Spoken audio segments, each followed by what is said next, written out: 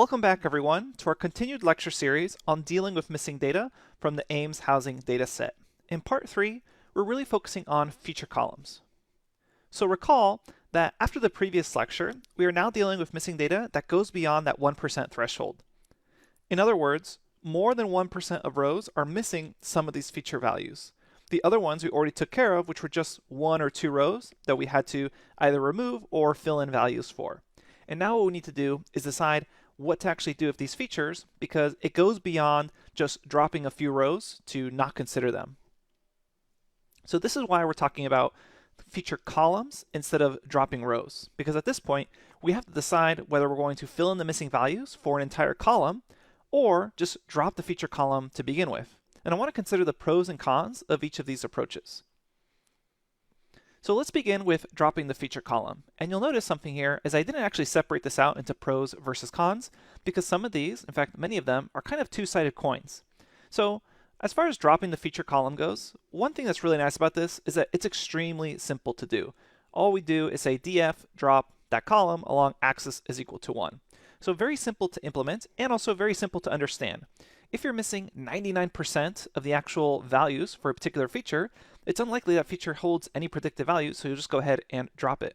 So we should consider dropping a feature if many rows are actually null values that we don't have any information for. Now, when it comes to something that could be a positive, is after you drop that feature, you also no longer need to worry about that feature in the future. This is a bit of a two-sided coin. If that feature later on in the future becomes very important for predictive ability, you unfortunately cannot then consider it into the future. That is because your model can only consider features that it was trained on. So later on, if a feature you dropped is actually really important and you want to add it back into your data set, unfortunately, your model will not know about that feature's existence. Essentially, if we're thinking about something like linear regression, it's not going to have a coefficient ready to go for a feature that it was never trained on. So that feature and that coefficient just don't exist, which means if that feature did become really important in the future, you would have to go back and figure out how to fill in those missing values for all that historical data set, which may be simple or may be really hard. So again, there also is the potential to lose a feature with possible important signal. And this becomes much harder when, let's say, you're only missing 5 to 10% of the data points. At that point, it doesn't really make sense to drop the feature column entirely, but also you don't want to drop 5 to 10% of your rows. So that's where you have to move on to figuring out how to fill in that missing feature data. So what are the pros and cons here? Well, at its core, when you're filling in missing feature data, you are potentially changing ground truth in the data. At a certain point, you are, for better or for worse, making up some data point. It could be a very good estimation, but you are, at the beginning, making it up in order to fill in a missing point. So you are changing the ground truth of what you originally had in your data. And that's where you must decide on a reasonable estimation for that filled value. And again, that's very difficult to do, and a lot of it depends on domain knowledge experience. What's also necessary is you must apply this transformation to all future data for predictions. So it's very likely that if in your current data set, you're missing about 50% of rows for any particular feature, that incoming future data will also, every once in a while, be missing values for that feature. So as you read that in, you can't just leave it as a blank or a null. You'll have to actually fill it in based off your transformations, which means if later on we want to actually execute this model into features, we don't just actually save the model itself, but we'll also have to save functions that are able to transform new incoming data sets to match up our transformed and filled in missing feature data set. So in the simplest case of filling in missing features, and this is kind of actually really quite often true, is that you'll simply replace all the null or nan values with a reasonable assumption. In the real world, it's often the case that something is null or missing because it was implied to be 0. So for example, if you were taking a survey of people and they wanted a number of children and they didn't have children, maybe you just provide a missing value or null for children when really you can easily fill it in for 0. So always look for that particular case because it is quite common. Now let's talk about harder cases. In that particular case, what you need to do is use statistical methods based on other columns to fill in the nan or missing values. And that's really where the art and the mathematics behind data science begin to merge, because you are going to have to use your domain knowledge experience, reasonable human intuition, and combine that with statistical methods to figure out how can we fill in these null or missing values based off reasonable assumptions where we do have information. Let's consider a really simple example of statistical estimation being used for filling in the missing feature data. Imagine that we have a data set about some survey of people, and for whatever reason, we're missing some age data for a couple of rows. However, let's also imagine that we have feature data for their current career trajectory or their current education status. What we could do is use that other feature data and then maybe take the average based off what we know of where we do have age data in the data set. For example, take the average age of everyone that is in college and then use that to fill in data where the person we know is in college but we don't know their age. So for example, we could take the average of everyone we know that is in college in the data set, get the answer of 20 years as our statistical estimation, and then basically fill that in for where we know the person is in college but we don't know their age. Now, is it likely that that particular person where we were missing their age data but we knew they were in college and filled it in as 20 is exactly 20 years old? That's highly unlikely that we nailed it right on the dot. However, it's not a bad assumption. Now, there are people who are much older or much younger that are going to be in college, but overall, we try to actually keep that data row by filling it in with a statistical estimation. Yes, at the end of the day, we are kind of making something up and getting further away from the ground truth, but we're able to then have that actual data as part of our model's training. Okay, let's go ahead and jump to a Jupyter Notebook to explore both approaches. Before we actually jump to the notebook, there's a really important note I want to specify, and realistically, on this data set, a lot of the null values could actually be reasonably filled in with a 0. And if you take a look at the feature description text, often it will say that it's just going to be missing if it is 0 or something else. So what we're going to do is we are actually going to show the methodology for both approaches here, either just dropping the feature column or filling in the data, even though it may not be reasonable to try to fill in the data, and it would make more sense to drop the feature column or just fill it in at 0. So I just want to keep that in mind that we're not going to operate too much off the description.txt in this particular case, just so we can show you how you would actually do all of this for multiple approaches with Python and Pandas. Let's head to the notebook and get started. All right, so here we are back at the Jupyter Notebook where we left off last time. Now recall, we have now fixed any feature where we were missing 1% or less of the data rows for that particular feature. And so now what we have to figure out is for these particular features where a large percentage of rows are missing information, do we just drop this feature? Because if we're missing 99% of it for all the rows, it may make sense just to remove it completely. However, it gets a little more tricky when we're talking about things that are missing maybe like 5% or 20%-ish. You don't want to drop that entire feature, but you also don't want to drop 20% of your rows.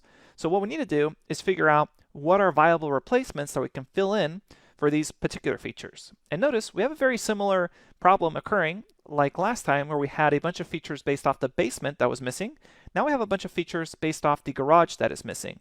In fact, you'll notice here that it looks like all of these bars are around the same height, and they're all related to garage. The garage condition, garage quality, finish, year built, and type. And if we scroll back up to the description here, I can begin to see that it looks like garage type, if it's missing the data, that implies that it does not have a garage. And that would probably mean if it doesn't have a garage, then there's no year built for the garage, which means there's no finish either.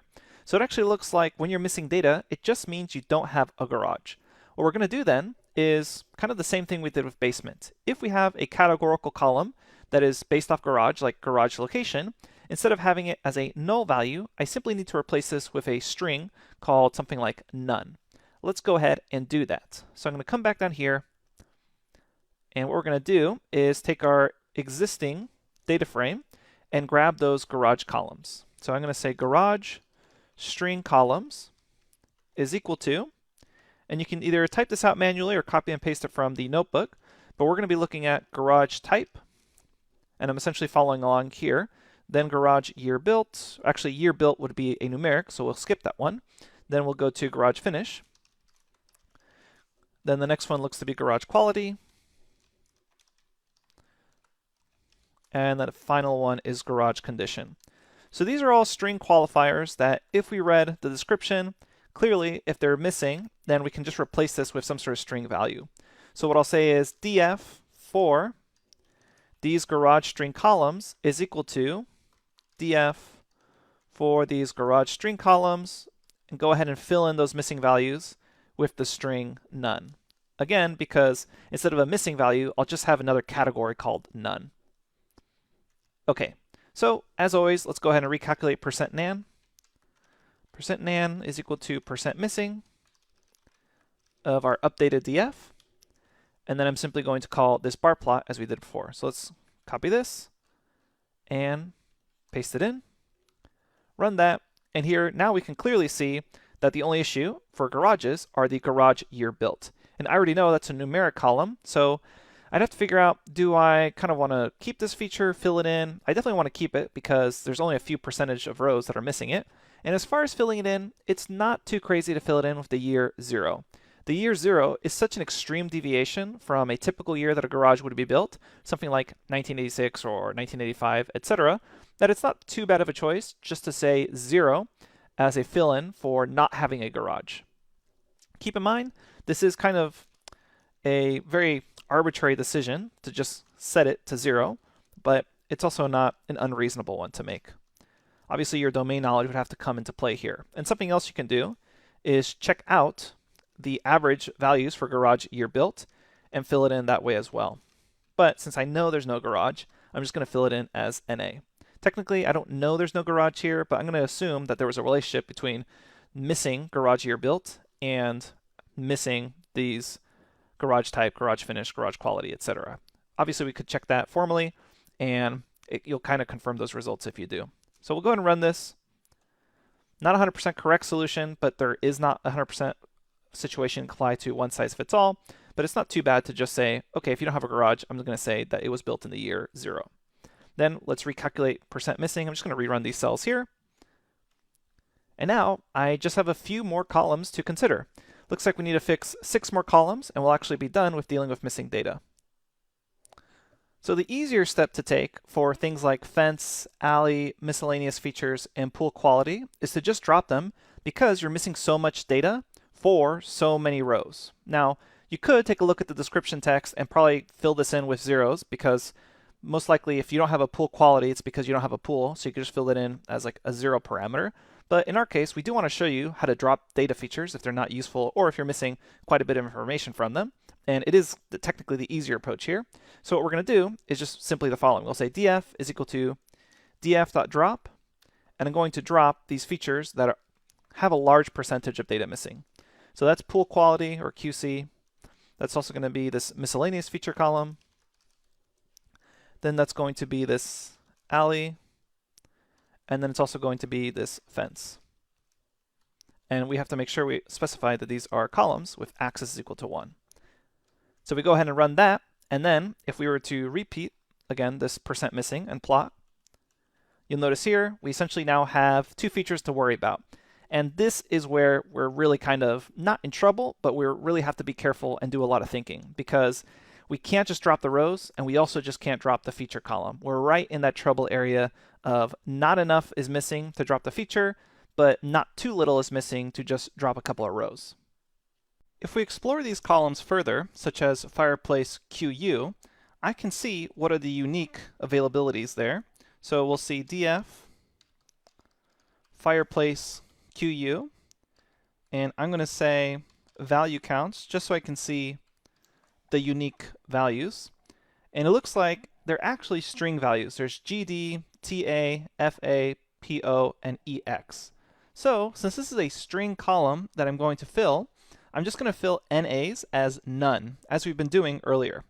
So I'm going to say df of fireplace QU is equal to df of fireplace QU with fill NA as none, which means I only have to now consider lot frontage.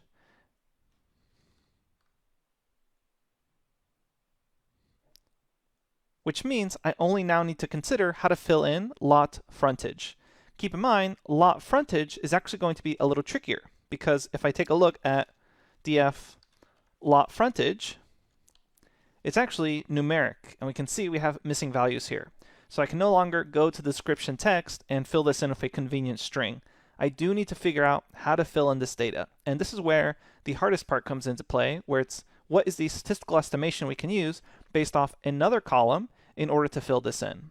So what we're going to do is we're actually going to use the neighborhood value for this. And if you take a look at the description text, and I'm just going to copy and paste it here for you, but essentially what you have is, if we put this in a markdown cell, the description text says the following, that the neighborhood is the physical location within the city limits, and the lot frontage is the linear feet of street connected to property. And so we're going to say that we're going to make a domain knowledge assumption that the lot frontage, that is the linear feet of street that's connected to the property, is going to depend somewhat on the neighborhood. And we could make a box plot showing this, something like SNS box plot, and show lot frontage distributions versus neighborhood. So lot frontage, let's put neighborhood on the y-axis, neighborhood, and then we'll say data is equal to df, and I'm also going to orient this horizontally. So we'll say orient is equal to h. And so if you run this, it looks a little squeezed down, so let's actually make the figure a little larger. We'll say plt figure fig size is equal to, let's actually make this taller, so 8 by 12, and we'll increase the DPI a little bit to make it a little cleaner. And we run this and we see the following. Now, is this a perfect assumption to kind of declare that each neighborhood is unique enough that I can say, okay, the average value, maybe somewhere around the mean or even the median, is going to be the filled in value? Yes and no. There are quite a bit of outliers, especially in certain neighborhoods. We can see that, or the distribution is very wide, but it's not unreasonable to think that the linear feet of street that's connected to your property is going to be somewhat dependent on your neighborhood. And what's nice about this neighborhood is there's plenty of categories here.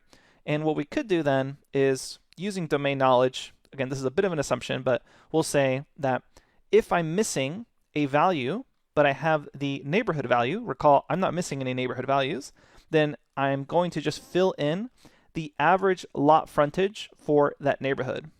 So let's go ahead and show you how to do that. It's going to be a group by call.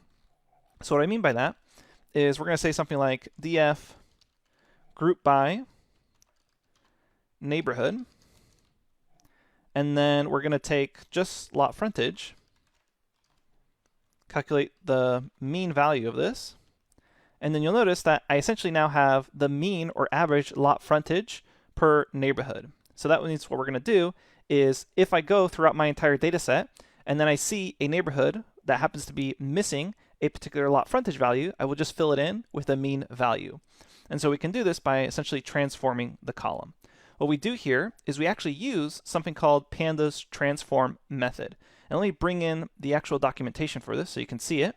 So this is a method that we haven't actually covered yet because it's a little advanced, but it's called Pandas, and then off a data frame you call .transform. And essentially what it allows us to do is combine the group by call with an apply method. It's essentially saying create some sort of function, and the function we'll create is going to fill in with the average value, and then apply it to that list and transform those values. So it's a little complex to see in the documentation here, but all it's going to be able to allow us to do is to call the group by and fill in based off that group by value. That way we don't need to write a giant for loop to go ahead and go through all the rows. So let's actually show you how this works with Pandas. So we use the same group by command that we did earlier. So it says group by neighborhood, and then we're going to say lot frontage, and then that's the first step. So I haven't actually called what I want to do yet. And then I'm going to say dot transform, and this is where it begins to look a lot like an apply method. So the method here is going to say, whoops, inside transform, there we go. We're going to say lambda, and technically we could write this as a function. We're going to say lambda value, take that value, and then fill in the NA with the value mean. So what is actually happening here, and it is a bit tricky to understand the syntax for transform, but all we're doing is we're calculating group by neighborhood lot frontage. Recall that when you actually run this, it's going to be a lazy function. So if I insert cell below and just run this, what I mean by a lazy function is it's actually not going to do anything yet because it's waiting to have some sort of method called on it. So it's just a group by object waiting for you to call something like .mean or .sum, etc. So this one is waiting for something to be called on it. And so what we're going to call on it is not .mean or .sum, but it's going to be a little different. It's this .transform. And then the .transform allows us to use something that's very similar to an apply call, where we take the value of the row, and then we're going to say value fill NA with that value's mean. And essentially then mean is being called over here on this actual group by. So that when we run this, it's going to fill in anything that was missing with the average value for that particular neighborhood, which means I can then say df of lot frontage, whoops, make sure this is in string, is equal to df group by lot frontage, and then transform any missing values with the average or mean value based off grouping by neighborhood. So all it's doing is it's going to go through every single item in your data frame and then check if something is missing. So that's the fill NA command. It will fill it in with the mean based off grouping by the neighborhood of the lot frontage column. So all it's saying is go through the entire data frame, and if you're missing a value for lot frontage, fill in its value with the mean grouped by neighborhood. So now we run this, and we should now be able to do something like this. Take df is null. We see the results here. Notice now we have just 76 columns. We'll go ahead and take the sum of this and check that they're almost all 0. We are missing 3 values here. And so at this point, we do have to decide what are we going to do with these 3 values that we're missing. We could do something like just drop these rows that happen to still be missing lot frontage values. And you may be wondering why we're missing these lot frontage values. Well, it's because for some of these, there just happens to be Green Hill, which is not available, or Landmark, which is not available. And what we're going to assume is for these particular cases that it's not available is that actually getting the feature for lot frontage was not making sense. Maybe it's not applicable. So we'll just fill it in as 0. So we're only doing this now for 3 rows. So it's not so bad to just fill it in as 0 instead of trying to do something a little more clever, like filling it in based off the neighborhood. So we'll say df lot frontage is equal to df lot frontage, and then say fill NA 0. And now we should be able to get this again, run it, and now everything should be 0. In fact, if we run the visualization command again up here to say %nan missing, and then create this bar plot, you'll notice the bar plot is an empty sequence, which is exactly what we're looking for because nothing is missing data anymore. Okay, if you want, you can save this final data frame, but we actually have one already set up for you called AIMS noMissingData.csv, which is what we're going to use in the next lecture. So feel free to save this data frame if you want, but this lecture series is really just to show you how to deal with the missing data, and we already have a saved version of that file for you already in the data folder. Okay, thanks, and I'll see you at the next lecture.